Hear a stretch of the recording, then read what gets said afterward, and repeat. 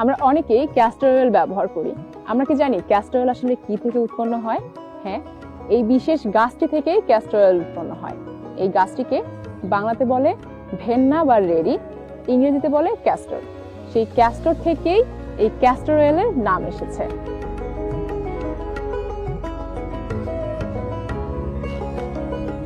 এই castor oil তৈরির প্রক্রিয়াটি একটু ভিন্ন।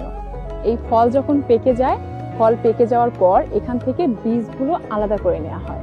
আলাদা করে নেওয়ার পর বড় কড়াইতে পানি সহ সিদ্ধ করে নেওয়া হয়। সিদ্ধ করার পর আবার সেই বীজগুলো রোদে শুকানো হয়। রোদে শুকানোর পর বীজগুলো কড়াইতে আবার ভাজতে হয়। ভেজে নেওয়ার পর বীজগুলো গুঁড়ো করে নেওয়া হয়।